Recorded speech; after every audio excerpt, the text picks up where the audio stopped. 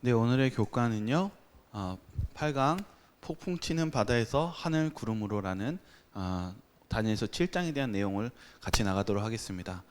다니엘서 7장에 대한 내용을 먼저 좀 몇 가지를 좀 정리하자면요. 여기 7장의 핵심은요. 심판에 대한 것이 핵심입니다. 근데 여러분, 심판하면은 이게 긍정적인 뜻일까요? 부정적인 뜻일까요? 스테파노비치 박사는 이게 긍정도 되고 부정도 된대요. 왜 그러겠어요? 네? 네, 하나님이 믿는 백성들에겐 심판은 좋은 겁니다. 근데 악인에게는 무엇입니까? 부정적인 거죠. 그것을 이제 스테파노비치 박사는 두 가지를 설명해요. 첫 번째가 바로 느부갓네살 왕이에요. 느부갓네살 왕이 실은 심판을 받았잖아요. 뭐가 됐어요? 짐승 미쳤잖아요. 근데 이 심판이 느부갓네살 왕에겐 좋은 거였어요. 왜냐하면 결론적으로는 그가 회심하고 하나님을 받아들이고 무엇을 얻게 되었습니까?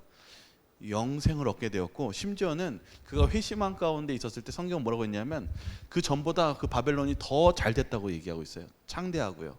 그래서 느부갓네살 왕은 축복도 받았고 그가 진정으로 이 심판을 통해서 정말 큰 영생이라는 축복을 얻었습니다. 이제 반대는 바로 벨사살 왕이에요. 벨사살 왕은요, 자신을 낮추기를 거절했어요. 그의 조부하고는 다른 결정을 했죠. 결론적으로는 벨사살 왕은 어떻게 됐습니까?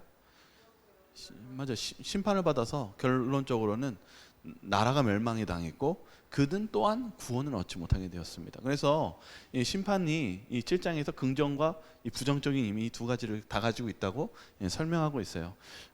이제 윌리엄 셰이 박사는 뭐라고 얘기하고 있냐면요, 이 부분에 대해서 이 7장의 사건은요, 특별히 다니엘에게는 첫 번째 이상이었어요. 잘 알다시피 이 전에 이 7장하고 2장하고 굉장히 유사하면서 같이 전개되거든요. 2장의 사건이 뭐였냐면은 누가 꿈을 꿨어요?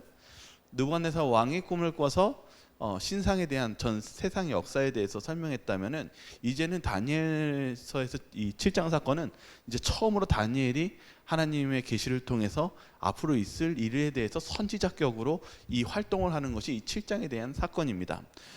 그래서 원래는 이제 7장과 2장을 좀 비교해서 보면 좋지만요, 이제 좀 간단하게 정리하자면 2장과 7장에 유사한 점이 있지만은 다른 점이 있어요. 뭐가 있을까요?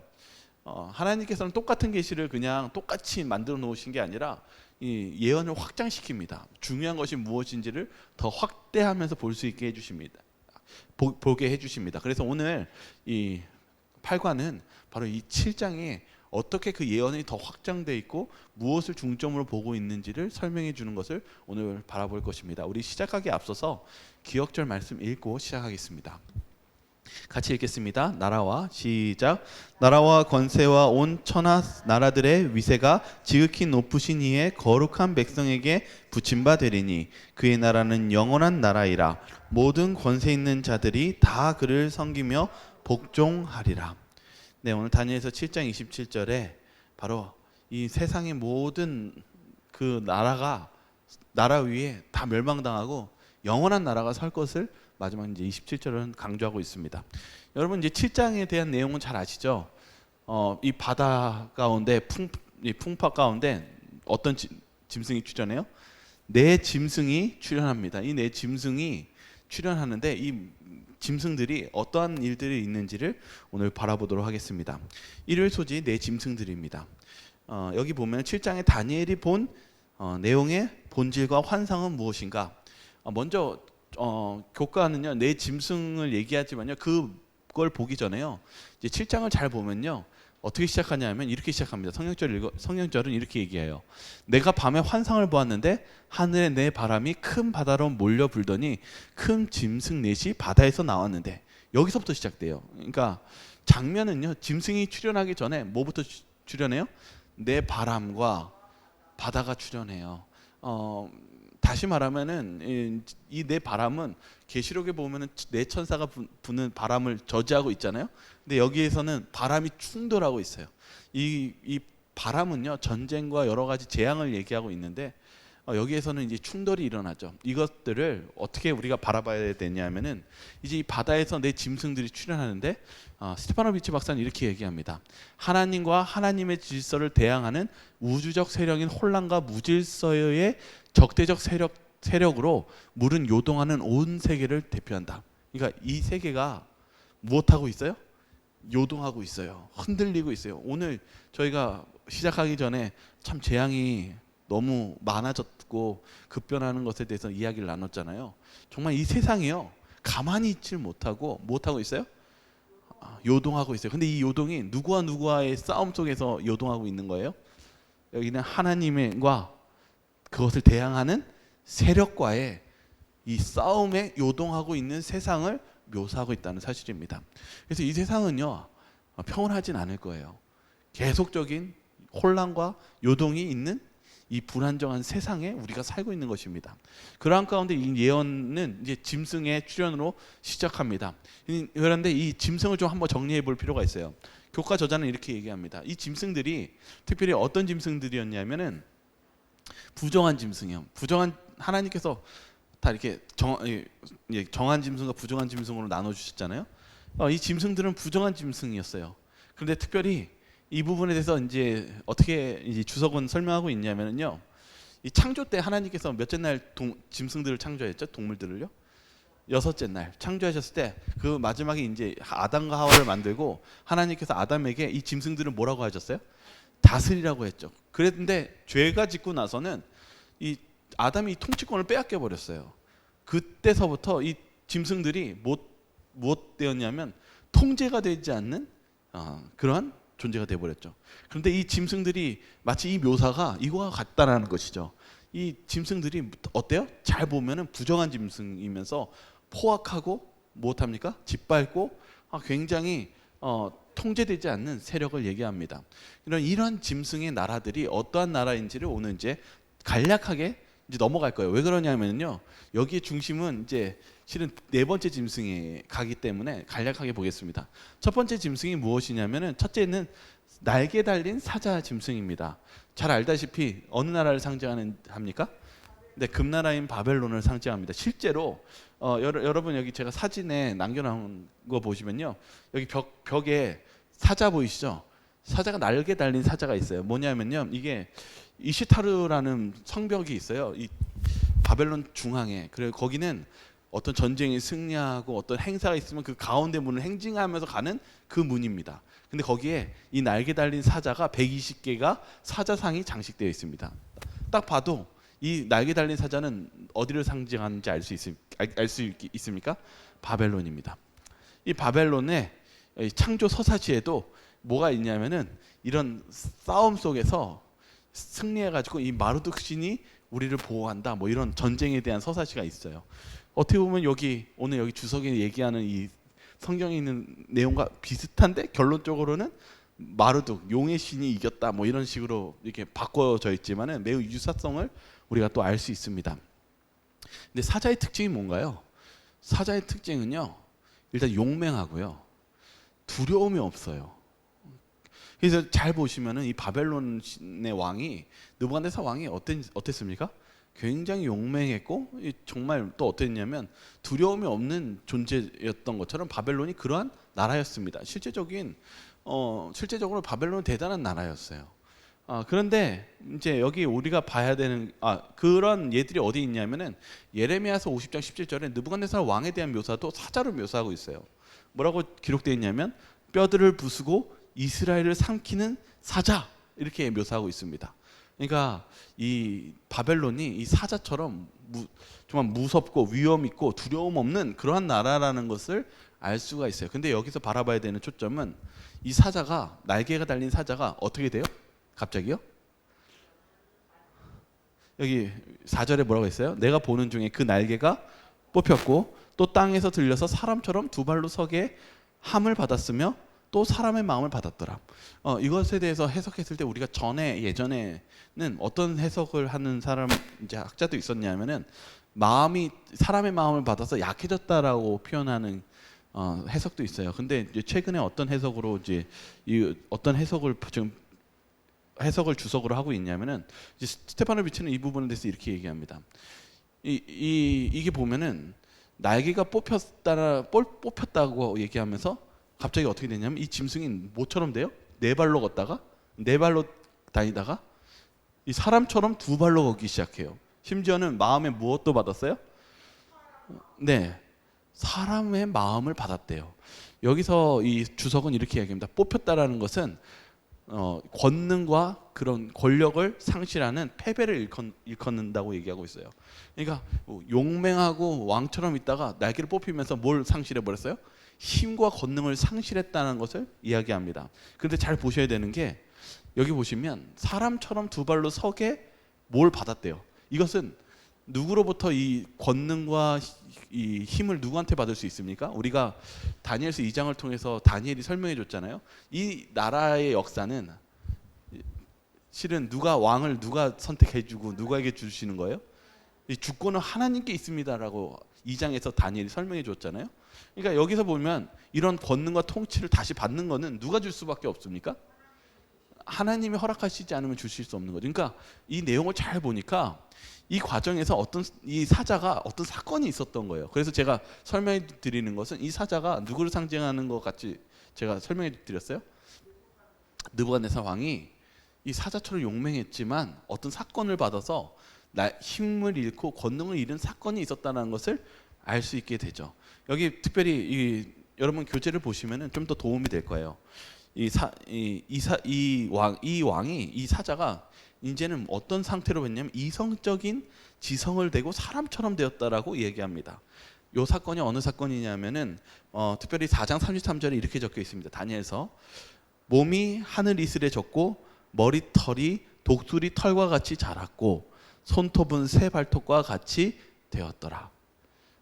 바로 느부갓네살 왕이 무엇할 때였어요? 그가 교만해져 가지고 자신이 이 나라를 통치했다고 했었을 때 하나님께서 그의 날개를 뽑고 7년 동안 결국은 그가 겸손하게 하나님을 찬양하고 나왔을 때 이 짐승이 뭐가 되었어요? 사람이 되었다라는 것입니다. 사람이 되었다고요. 사람의 마음이 돼서 돌아갔다는 것을 얘기합니다. 그래서 이 상징적인 이런 내용들을 통해서 이게 하나님께서 이렇게 변화된 그런 상황, 느부갓네살이 변화된 상황을 묘사하고 있다는 것을 우리가 이 부분을 통해서 알 수 있게 됩니다. 그러나 벨사살이 그런 하나님에 대한 정신을 잊지 못해서 결국은 멸망하게 되죠. 그 나라가 어디입니까? 이제 두 번째 출연하는 메데페르시아 곰나라입니다. 이 곰은요 어떤 특징을 가지고 있냐면요 정말 잔인해요. 곰은 무섭습니다. 그런데 포악하고 잔인한데 탈무드에서도 이 메데페르시아를 곰으로 묘사했어요.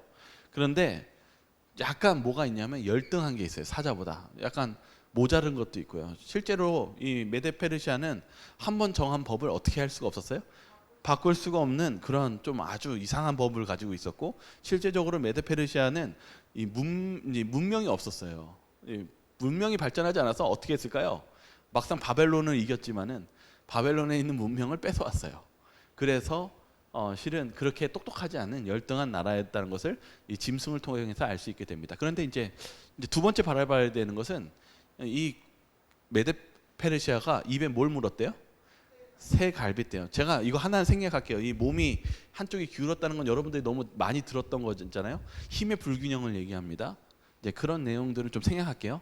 근데 이 새 갈빗대를 물렀는데 이게 보면은 아직도 그 새 갈빗대를 물려 있는 걸 볼 수 있어요. 그게 뭐냐면은 계속적으로 정복하고 포악한 나라가 될 것이라는 것을 이야기하고 있어요. 그래서 실제적으로 새 갈빗대를 점령해서 이 대제국을 이뤘던 것은 우리가 잘 알다시피 리디아라는 나라와 바벨론과 애굽 이 세 제국을 정복함으로써 탐욕스러운 그런 나라로서 성장했다는 것을 알 수 있게 됩니다. 그래서 이 메데페르시아가 굉장히 포악했다라는 것을 알 수 있는데요. 이 포악하고 강한 나라를 더 강한 나라가 제압하게 할 수밖에 없었는데 하나님께서 누구를 선택했냐면 알렉산더 대왕을 선택했습니다. 이게 이제 세 번째 나라예요. 짐승은 어떤 짐승이었습니까? 우리가 잘 아는 표범입니다. 표범인데 머리가 4개가 달렸고 날개가 2쌍이 있는 표범이었습니다. 실제로 이 나라가 얼마나 대단한 나라였냐면은 이 알렉산더 대왕이 이제 약 20살 중반 때 이 얼마를 군대를 데려왔냐면 3만 5천 명, 아주 적은 군대입니다.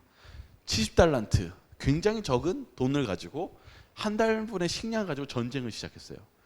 그래갖고 어떤 일이 벌어졌냐면은 10년이 채 안 돼 가지고, 여기 지도 제가 여기 놨죠. 지도 밑에 보시면은 알렉산더 대왕이 보이시죠? 그걸 보면 인도 그쪽서부터 어디까지 땅을 차지했어요? 이집트에서 그리스까지요. 이게 다른 나라, 이런 거대한 땅을 10년도 채 안 되는 그 길이 동안 그 나라를, 제국을 소유한 것입니다. 그래서 보면은 이 표범도 빠르잖아요. 근데 그걸로 부족해가지고 뭐까지도 있었다고 그래요? 날개가 2쌍이나 더 있었다고 표현하고 있어요. 이게 무슨 표현이냐면 그 정복 속도를 묘사하기 불충분할 정도로 빨랐다라는 거예요. 그만큼 그 나라가 그렇게 강대국이었고 빠르게 됐지만은, 아시겠지만은 이 알렉산더 대왕이 댕기열, 말라리아를 모기에 물려서 죽게 되었잖아요. 그래서 어떻게 됐습니까? 나라가 4분지열되었습니다. 그래서 옆에 왼쪽에 보시면 사자 옆에 사자가 있죠. 이게 뭐냐면은 이제 카산드라와 그리고 리시마쿠스, 그리고 프톨레미, 그리고 안티쿠스라고 적혀 있나요? 네, 그렇죠. 그래서 네 나라, 네 장군이 4분지열 돼가지고 이 나라가 쪼개졌습니다. 그 예언이 이 짐승의 모습을 통해서 그렇게 나누어질 것을 얘기하고 있고 예언해 놨다는 사실입니다. 그러니까 하나님께서 보니까 이 세상을 어떻게 하고 계시는 걸 우리가 알 수 있습니까? 다스리고 알고 계시고 그것을 하나님께서 이렇게 주장하시고 그거 지휘하고 계신다는 것을 우리가 이 예언을 통해서 알 수 있게 된다는 사실입니다. 그래서 우리는 뭘 알아야 되냐면 이 세상이 돌아가는 방식이 마치 악이 이기는 것 같이 보이지만은 하나님의 허락 없이는 이 세상이 움직이지 않는다는 것을 알 수 있게 된다는 사실입니다. 그래서 여기 이제 쭉 내용을 짧게 설명하면서 이제 일요일 소지 보시면은요, 실은 이 네 짐승 중에서 가장 중점으로 봐야 되는 것은 네 번째 짐승입니다. 네 번째 짐승은 무서운 짐승입니다. 이것은 짐승의 그동안 봐왔던 짐승이 아니었던 것입니다. 그 전에는 사자와 표범과 곰은 봐왔어요. 그러나 네 번째 짐승은 뭐라고 얘기하고 있냐면 무서운 짐승이라고 얘기합니다. 나라는 어떤 나라입니까? 우리가 잘 아는 그리스 다음에 로마입니다. 로마는 무서운 천리를 가지고 있다라고 얘기하면서 얘기하고 있고, 이 무서운 짐승이 나중에는 그 머리에 뭐가 몇 개의 뿔이 있어요? 10개의 뿔이요. 나중에 이 로마는 여러 실체가 분열될 것을 상징적으로 묘사한 것입니다. 여기 한번 성경절 한번 읽어볼게요. 이 무서운 짐승이 어떻게 표현되어 있는지요. 넷째 짐승은 시작. 넷째 짐승은 무섭고 놀라우며 또 매우 강하며 또 새록된 큰 이가 있어서 먹고 부서뜨리고 그 나머지를 발로 밟았으며 이 짐승은 전에 모든 짐승과 다르고 또 10뿔이 있더라. 일단 다르다라는 것이죠. 그리고 다니엘은 여기 이 초점 속에서 네 번째 짐승을 초점을 잡습니다. 그리고 오늘 교과도 이 네 번째 짐승을 좀 더 관심 있게 다룹니다. 이 네 번째 짐승이 어쨌든 다르대요. 그 특징에 대해서 뭐라고 얘기하고 있냐면은 이제 스테파노비치 주석은요, 그동안 세 번째 짐승은 다 어떻게 표현하고 있냐면 수동태를 표현해요. 들려지고 받았으며. 그러니까 보면은 수동태예요. 그런데 네 번째 짐승은 어떻게 합니까? 여기 보시면은 먹고 부서뜨리고, 지 스스로가 못하고 있어요? 능동적으로 내가 하고 싶은 대로 행동하는 거예요. 그러니까 다시 말하면 뭔가 이 세 번째 짐승들은 뭔가 이렇게 영향을 받아서 따라가서 그렇게 하는데, 네 번째 짐승은 말을 듣지 않고 스스로가 자의적으로 하는 것입니다. 근데 이제 이 부분에 대해서 이 짐승이, 이 스테파노비치는 뭐라고 얘기하냐면은 이 짐승이 아마도 용 같은 짐승, 그리고 이 바벨론이 그동안 사람 눈으로 보지 못하는 짐승을, 신을 모셨거든요. 이게 마르둑 신이에요. 마르둑 신은 제가 예전에 한번 사진으로도 보여드린 적이 있는데 긴 꼬리와 긴 머리를 가지고 있고 날개가 달려 있어요. 뭐같이 생겼냐면 용같이 생겼어요. 실존하지 않는 짐승이잖아요.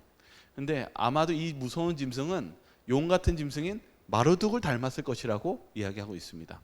그래서 이 용 같은 짐승이 파괴적인 행동을 합니다. 그런데 이 부분에 대해서 이제 내 짐승에 대해서 이제 이렇게 정리하고 있습니다. 이 주석을 한번 보겠습니다. 성경은 여섯째 날 동물을 창조하셨고 그 동물들은 그분께서 인간에게 주신 권위에 종속시켰다고 말한다. 하지만 타락의 결과로 인류는 이 거룩하게 지정된 통치권을 상실했다. 비유적으로 통제되지 않는 세력을 대표하는 짐승은 자주 부정적 세력의 형태로 묘사된다. 바다로부터 나오는 것은 하나님의 대적으로서 그들의 본질을 드러낸다. 그러니까 이 네 짐승들이 부정한 짐승들이었고, 그리고 또한 통치권을 아담이 통치권을 상실하면서 이런 이 짐승들이 이제 사람의 말을 듣지 않는 것처럼 이 네 나라가 실제적으로는 누구를 대적하는 짐승 나라라는 거예요? 하나님을 대적하는 그러한 본질을 가지고 있다라고 이야기하고 있습니다. 그래서 예레미야서 49장 36절을 좀 읽어보라고 하거든요. 한번 같이 읽겠습니다. 시작. 하늘의 사방에서부터 사방 바람을 엘람에 오게 하여 그들을 사방으로 흩으리니 엘람으로 쫓겨난 자가 가지 않는 나라가 없으리라.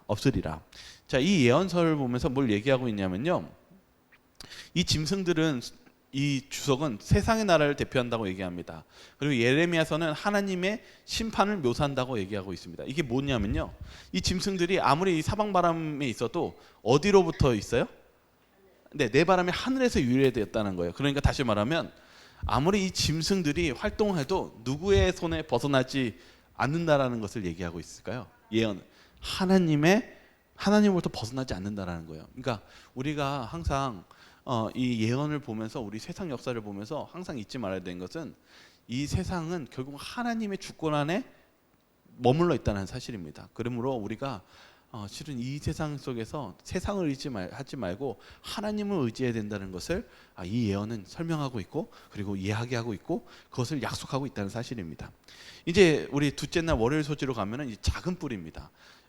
여기 초점은 작은 뿔로 가게 돼 있어요. 작은 뿔에 대해서 우리 한번 이 성경절 한번 보겠습니다. 내가 그 뿔을 같이 읽겠습니다. 시작. 내가 그 뿔을 유심히 보는 중에 다른 작은 뿔이 그 사이에서 나더니 첫 번째 뿔 중에 셋이 그 앞에서 뿌리까지 뽑혔으며 이 작은 뿔에는 사람 눈 같은 눈들이 있고 또 입이 있어 큰 말을 하였더라. 그가 장차 지극히 높으신 이를 말로 대적하며 또 지극히 높으신 이의 성도를 괴롭게 할 것이며 그가 또 때와 법을 고치고자 할 것이며 성도들은 그의 손에 붙임받아 한 때와 두 때와 반 때를 지내리라. 그러나 심판이 시작되면 그는 권세를 빼앗기고 완전히 멸망할 것이요. 질문은 이렇게 시작해요. 작은 뿔의 세력은 누구를 가리키는가? 누구죠? 작은 뿔은요? 로마 교황권. 예, 여러분들 잘 아시죠? 이제 요거를 이제 왜 그런지를 이제 보도록 하겠습니다. 윌리엄 셰이 박사는 이렇게 얘기합니다. 작은 뿔이 자라나기 시작하였다. 곧 다른 것들보다 커졌다. 그것들의 활동들은 뚜렷하게 종교적인 용어들로 묘사되었다. 이 작은 뿔은 이 열뿔들, 그 뿔들 사이에서 나오기 시작합니다. 그런데 이 작은 뿔이 자란다라는 거예요. 어떻게 자라요? 종교적인 세력으로 자라났다라는 거예요. 이것을 뭘 보냐면 여기 있는 성경절을 보겠습니다. 이 작은 뿔이요, 무엇하는 걸 얘기하고 있어요? 첫 번째는요, 뿔 중에 셋을 뿌리까지 뽑아버렸대요. 아주 멸절시켰다는 것입니다. 이 멸절시켰다는 이유를 우리를 보려면 이제 지도를 보실 필요가 있어요. 우리가 잘 알다시피 동고트, 반달, 그리고 서고트를 멸망시켰다라고 주장하기도 하고요. 어떤 분들은 동고트, 헤룰리, 반달을 정복했다라고 주장하기도 해요. 두 가지 주장을 다 펼치는데 이 전쟁을 펼친 이유가 무엇이냐면요, 처음으로 뭘 하기 시작했냐면은 로마 교황권이 자신의 말을 듣지 않고, 그리고 자신의 교리를 받아들이지 않는다는 이유로 전쟁을 펼쳐요. 이단이라고 해가지고요. 처음으로 이들을 죽입니다. 멸절시킵니다. 이것이 발단이 되어서 이제 그들이 무엇하기 시작하냐면은 권력을 장악하고 그들에게 복종을 요구하기 시작합니다. 바로 이게 시작입니다. 그래서 우리가 보다시피 성경도 예언을 하기로 이 작은 뿔이요, 정말 작은 뿔이에요. 왜 그러냐면은 바티칸이요, 이탈리아 안에 정말 여의도만한 요 공간에 1,000명밖에 안 사는데 이게 뭐예요? 나라예요. 그런데 어떻게 하고 있습니까? 이 작은 뿔이 어떻게 해요? 새 나라를 뿌리째 뽑아서 멸절시키고 또 어떻게 하고 있어요? 지극히 높으신 이를 입으로 대적하고, 그리고 성도를 괴롭게 하고, 무엇을 바꾼다고요? 때와 법을 고치고자 한다는 거예요. 그럼 제가 문제 하나 낼까요? 법이 뭘까요?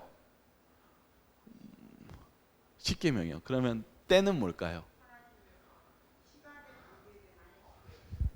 이게 처음에 저도 이걸 이 두 가지 해석인데, 첫 번째가 안식일이라고 얘기해요. 그런데 제가 이제 최근에 있는 걸 얘기하니까 안식일은요, 어디에 이미 포함되어 있냐면요, 십계명에 포함되어 있어요. 그렇죠? 그러면 이 때는 뭘까요? 이 때는 하나님의 때입니다. 사단이 뭘 자꾸 지체하고 어떻게든 그것을 늦추기를 가장 소망할까요? 네, 그렇죠. 그러니까 사단은 하나님의 법을 고치고자 하고 하나님의 재림과 그 하나님의 때의 시간을 자꾸 못하기를 원할까요? 늦게끔 지체하기 원하는 그러한 것을 하고 있다는 것을 알 수 있게 됩니다. 그래서 이 작은 뿔은요, 이 십계명을 바꿔버렸어요. 우리가 잘 알다시피 뭘 바꿨습니까? 맞아요. 우상을 만들지 말라고 했는데 우상도 만들었고요. 두 번째 뭐냐면 안식일을 바꿔서 어떻게 했냐면 일요일로 변경했어요. 우리가 잘 알다시피 여기 하나님의 법이 변경될 수 있을까요? 없을까요? 있을까요? 없을까요? 없죠. 성경에도 분명히 뭐라고 적혀 있습니까? 마태복음 5장 18절에 율법의 1.1획도 결코 없어지지 아니하리라. 하나님께서는 하나님의 율법을 변경할 수 없다라고 얘기했습니다. 특별히 한 사건이 있었어요. 바로 예수님께서 안식일 논쟁이 있었는데 막 자신의 말을 안 듣는다고 예수님께 막 공격가 있었을 때 예수님이 뭐라고 했어요?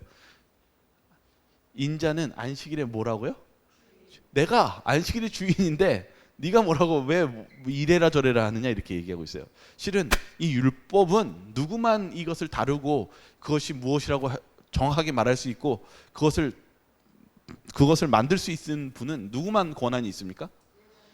네, 그 율법을 만드시고 그것의 권위자이신 예수 그리스도, 그리고 하나님과 예수 그리스도, 여기에 다 포함되어 있습니다. 그러니까 우리가 실은 사람이 이 법을 바꿀 수 있다는 겁니까? 없다라는 것입니까? 없다라는 것입니다. 그런데 이 작은 뿔이 무엇하려고 하냐면은 하나님의 법과 하나님의 시기를 변개코자 한다는 것입니다. 문제가 심각하죠.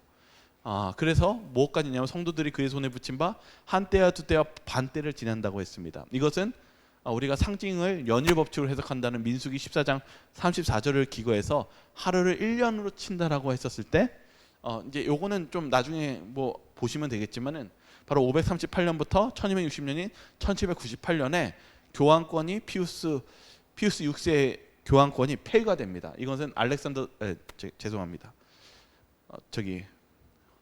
프랑스의 황제였던 나폴레옹의 그 부하에 의해서 정말 이 작은 뿔이 부러지는 사건이 이루어지게 됩니다.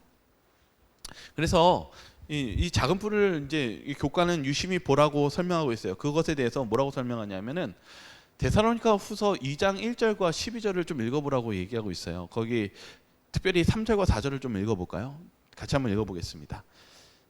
시작. 누가 어떻게 하여도 너희가 미혹되지 말라. 먼저 배교하는 일이 있고 저 불법의 사람 곧 멸망의 아들이 나타나기 전에는 그날이 이르지 아니하리니 그는 대적하는 자라. 신이라고 불리는 모든 것과 숭배함을 받는 것에 대항하여 그 위에 자기를 높이고 하나님의 성전에 앉아 자기를 하나님이라고 내세우니라. 이 예언 속에 이 불법의 사람이 무엇한다고 기록되어 있습니까? 그날이 이르지 아니하니 그는 대적하는 자라.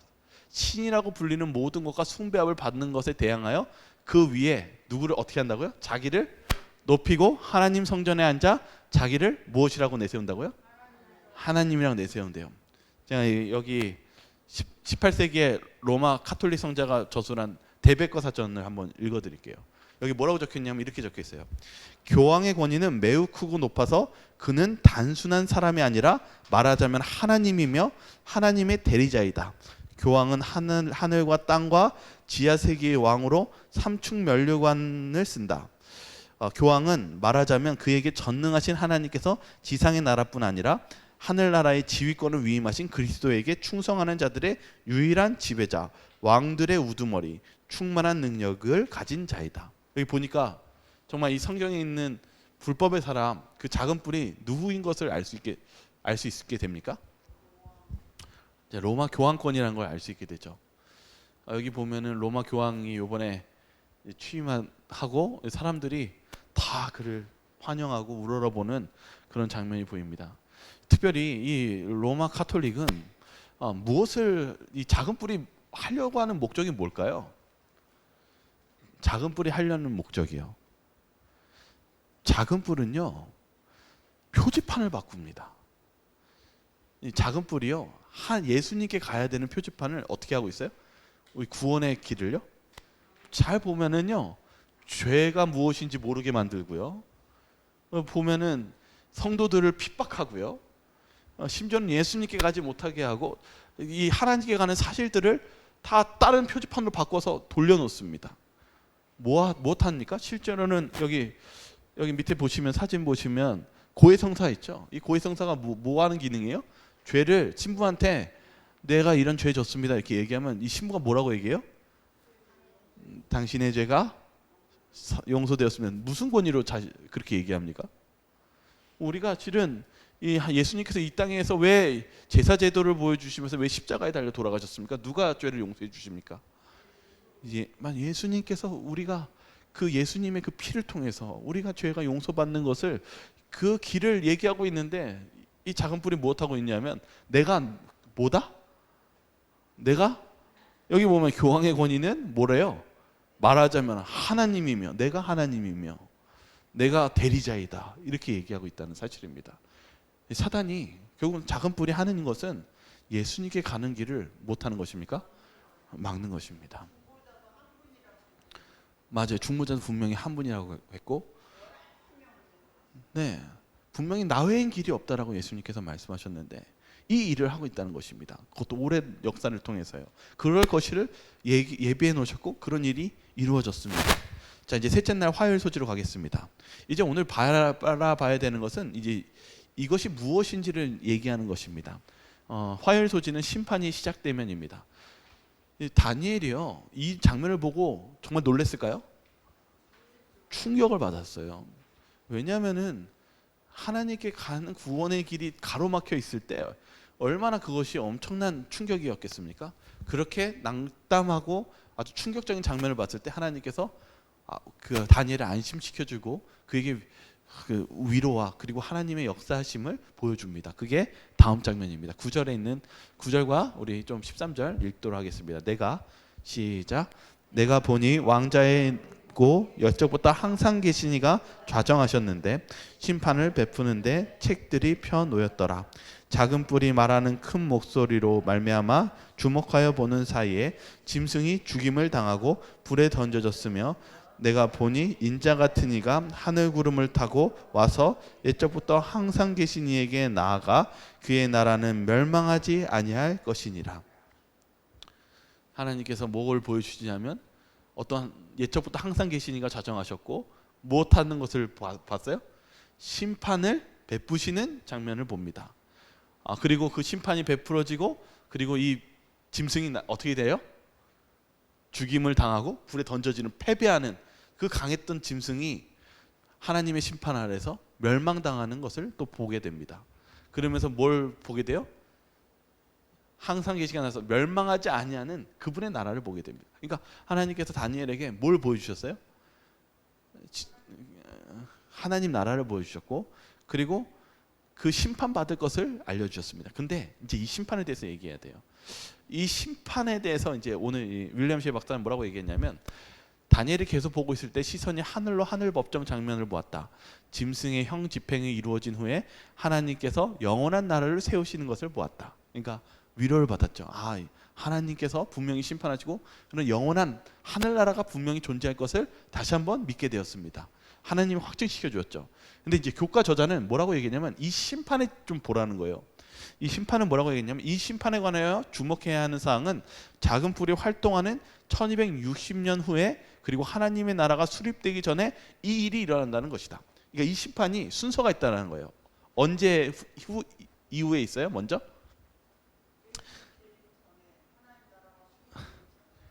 네, 하나님 나라가 수립되기 전에 먼저 작은 뿔이 성도들을 핍박하는 1200 한때 두때 반때인 1260일이 지나고 나서 그 이후에 뭐가 있어요? 분명히 심판이 있다라는 거예요. 하늘에 심판이 있다는 거예요. 그리고 하나님의 영원한 나라, 이 재림이 그 다음에 온다라는 것을 얘기하고 있어요. 그러면 이 심판은 무엇일까요? 네, 이 심판이 바로 조사 심판입니다. 그래서 실은 여러분들 조사 심판을 좀 이해하기 위해서는 속이는 저울이라는 책이 있어요. 여러분 지난번에 1844년에 대해서 사경에 있었을 때 그 저자 골드스틴이라는 저자 있죠. 그분의 책을 좀 읽어보면은 이제 조사 심판에 대해서 이해가 됩니다. 왜냐하면은 한때 이제 이상호 박사가 조사 심판은 없다. 조사 심판은 뭐 어떻게 보면은 뭐 우리에게 있어서 안 좋은 것인 것처럼 얘기하지만은 조사 심판은 의인들에겐 굉장히 좋은 것입니다. 이제 그거를 좀 이따 더 설명해 드릴게요. 혹시 그거 책 내용들을 좀 더 정리해서 유튜브에는 조사 심판을 찾아보면 저희 방송에 있습니다. 그걸 들으시면 좀 더 이해되기에 좋을 것입니다. 그래서 이것에 대해서 무엇을 설명하는지에 대해서 수요일 소지를 통해서 우리 좀 배우도록 하겠습니다. 수요일 소지는 인자가 오심입니다. 이 다니엘서 7장 13절에는 뭐라고 얘기하고 있냐면은 이 다니엘이요 이상을 보는데 다 천사가 있고 완벽한데 거기 가운데 누가 보여요? 사람이 보이는 거예요. 이 하나님의 그 완전하신 이 가운데 갑자기 사람이 보이는 거예요. 그 장면을 좀 같이 보겠습니다. 내가 같이 읽겠습니다. 시작. 내가 또 밤 환상 중에 보니 인자 같은 이가 하늘 구름을 타고 와서 옛적부터 항상 계신 이에게 나아가 그 앞으로 인도되매. 네, 여기 보면은 인자 사람이 여기 인자는 사람의 아들이라는 뜻입니다. 그런데 이 인자 같은 이가 구름 타고 와서 항상 계시니 하나님께 나아가고 있는 장면을 보게 됩니다. 참 그런 장면 속에서 이 인자가 누구일까요? 여기 우리가 잘 아는 예수님이죠. 이것을 마태복음 16장 27절에 이렇게 적혀 있어요. 인자가 아버지의 영광으로 그 천사들과 함께 오리니 그때에 각 사람이 행한 대로 갚으리라. 이 인자 예수님이 자신의 칭호를 뭐로 표현하는 걸 되게 좋아하셨냐면은 인자, 사람의 아들 이런 표현을 하는 걸 좋아했어요. 그러니까 다니엘이 본 것은 누굴 본 것입니까? 예수님께서 이 지금 이제 지성소 봉사를 하시기 위해서 이 조사 심판을 하기 위해서 들어가는 장면을 보게 된 것입니다. 그렇다면 이 조사 심판이 무엇인지를 이제 22절을 통해서 좀 더 보도록 하겠습니다. 22절 보겠습니다. 옛적부터 시작.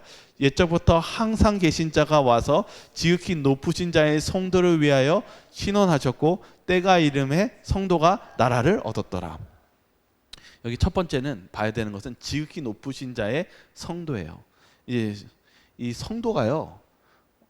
지극히 높으신 자의 성도라는 단어는 실은 굉장히 높인 뜻이에요. 또 다른 표현은 뭐냐면은 그냥 된 성도는 아니에요. 충성을 다하고 희생하고 그런 가운데 그들이 얻은 그런 결과입니다. 근데 실은 이 구원은 전적인 예수님의 은혜입니다. 그걸 왜 알 수 있냐면요. 이제 조사 심판에 대해서 설명하는데 그런 성도를 위해서 못 했다고 하고 적혀 있어요. 신원했다. 이게 뭐냐면 변호했다라는 거예요. 이 조사 심판이 의인들이 이렇게 이제 구원에 대해서 설 때 예수님께서 무슨 일을 한다는지 첫 번째 얘기하고 있어요. 뭐냐면 변호사로 있을 거예요. 우리를 뭐 해주세요? 변호해 주실 거예요. 그런데 또 다른 직업이 있어요. 예수님이 두 가지 역할을 하는데 첫 번째가 변호사고 두 번째가 심판자입니다. 요한복음 5장 22절에 있는 말씀입니다. 제가 읽겠습니다. 제가 같이 읽겠습니다. 시작. 아버지께서 아무도 심판하지 아니하시고 심판을 다 아들에게 맡기셨으니. 하나님이 심판을 누구한테 맡기셨대요? 아들 예수님한테 맡겼대요. 그러니까 예수님이 우리를 못하지만 심판하시고 변호하세요. 이게 무슨 의미를 가지고 있을까요? 여기 이 문제를 위해서 대징투 485페이지를 보겠습니다. 제가 읽겠습니다. 사단은 그들의 범죄자로 하나님 앞에 고소한다. 사단이 우리를 맹렬하게 고소합니다. 왜 고소할까요? 아까 오늘 여기 보니까 작은 뿔이 다 보니까 못하는 길을 자꾸 방해하고 있어요. 예수님께 가는 걸 방해하는 거예요. 죄도 모르게 하고 예수님께 회개하는 길도 막아버리는 거예요. 왜 그렇습니까? 쉽게 얘기하면 이거예요. 예수님의 힘이 강력하기 때문이에요. 예수님의 힘이 사단보다 강력해서 그래요. 그래서 사단은 예수님께 가는 걸 어떻게든 막으려고 하고 있어요. 근데 예수님이 어떠한 존재로 지금 조사 심판을 하냐면은 재판관이면서 변호사예요. 네, 동시에요. 근데 여기 보시면은 사단이 그를 범죄자로 하나님 앞에 고소해요. 우리의 죄를 잘 알아요, 사단은요. 그래서 고소합니다. 그들의 죄에 대하여 예수님이 어떻게 하시냐면 변명하지 않으신다. 그래, 맞다. 그 죄가 있다. 그 변명하지 않으세요. 그런데 뭐라고 하냐면 그러나 그들의 회개와 믿음을 보여주시고 그들이 용서받은 것을 주장하신다. 그리고 이렇게 얘기합니다. 하나님 앞에 내가 저의 이름을 압니다. 내 손바닥에 그 십자가에 그 구멍난 그 손바닥을 보여주시면서 손바닥에 저의 이름을 새겼습니다. 하나님이 구하시는 제사는 상한 심령이라. 하나님이여 상하고 통회하는 마음을 주께서 멸시치 아니하시리이다. 이게 뭐냐면요, 우리가 어떤 죄를 지더라도 우리가 예수님 앞에 회개하고 그러시면은 예수님이 어떻게 하냐면은 저희들에게 야 아무개야, 네가 보니까 점수가 내가 보니까 30점밖에 안 된다. 근데 하늘나라는 몇 점으로 갈 수 있냐면은 뭐 80점, 90점, 아무리 노력해서 99점을 맞아도 네 점수로는 안 된다. 100점으로 가야 되는데 여기 100점 맞은 내 옷이 있다. 예수님이 이 세상에서 100점으로 싸우셔서 사셨거든요. 그러니까 내 옷과 네 옷과 바꾸자. 내가 그것 때문에 십자가에 달려 돌아갔으니까 너는 그 옷을 입고 100점으로 통과하고 나는 너의 30점짜리로 내가 그 십자가에 달려 죽겠다. 그것을 하신 거예요. 그래서 조사 심판은 우리를 유리하게 변호해 주실까요? 아주 우리 편에 서서 변호해 주신다는 사실입니다. 그래서 심판자 변호자로서 우리의 구원을 이룰 수 있도록 예수님께서 우리가 회개하고 주님께 나아가면 그 구원을 우리에게 유리한 쪽으로 판결해 주시고 해 주신다는 것이 조사 심판의 내용입니다. 그러니까 우리에게 있어서 정말 좋은 겁니까? 정말 좋고 감사한 겁니다. 그래서 사단은 이렇게 가는 것을 원할까요? 원하지 않을까요? 끝까지 방해하는 것입니다. 끝까지 하나님을 무섭고 두려운 분으로서 생각하게 하고 예수님께 가지 못하도록 막는 것이 세상 마지막까지 싸우는 그의 전략입니다. 그러므로 우리가 오늘 여기 7장을 배웠지만은 우리가 깨어서 알 필요가 있겠습니까?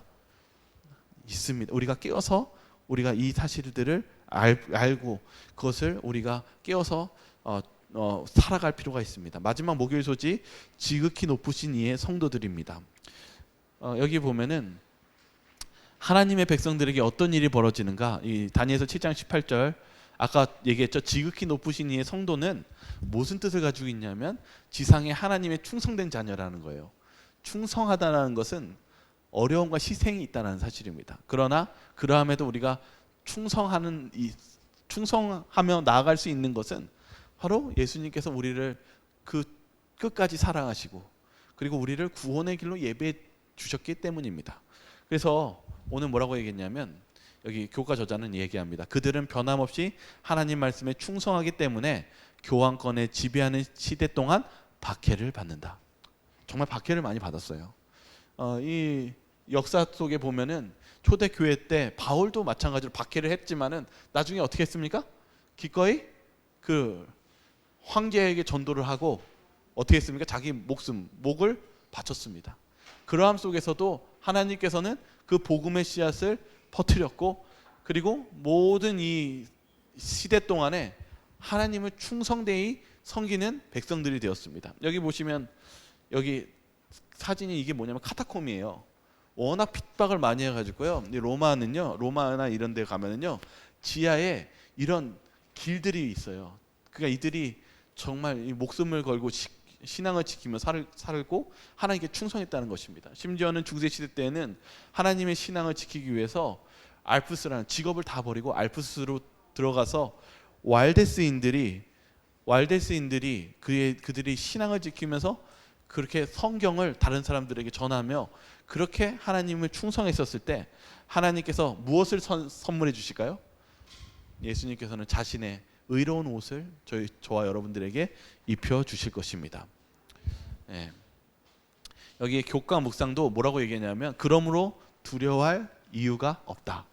그러니까 여러분 두려워하지 마시기 바랍니다. 왜냐하면은 여기 성경에 약속되어 있어요. 바울이 뭐라고 했냐면 모든 일에 우리를 사랑하시는 이로 말미암아 우리가 넉넉히 이기느니라. 우리가 어떤 어려움도 우리가 예수님과 동행한다면은 어떻게 이긴다고요? 넉넉히 이긴다고 약속하셨습니다. 예수님께서는 우리를 충분히 이길 만한 힘과 능력과 그리고 그러한 지혜를 주실 것입니다. 그러니까 그분을 믿고 의지하시면서 나아가시기를 바라겠습니다. 우리가 지금 오늘 교과 결론이 뭐냐면요, 그러한 마지막 시대까지 우리가 그런 이 시대가 어떤 시대인지를 좀 깨닫고, 오늘 여러분 우리 시작할 때부터 많은 재난과 재앙들에 대해서 얘기했을 때 정말 뭐하다고 얘기했어요? 때가 좀 다 된 것 같고 얼마 안 남은 것 같잖아요. 그러니까 이 시기가 우리가 무엇 해야 되는 시기겠습니까? 정말 복음을 전하고 정말 늦게 와서 기도하는 그러한 재림을, 저와 여러분들이 이런 재림을 준비하는 그러한 모두가 되시길 바라면서 오늘 교과를 마치도록 하겠습니다.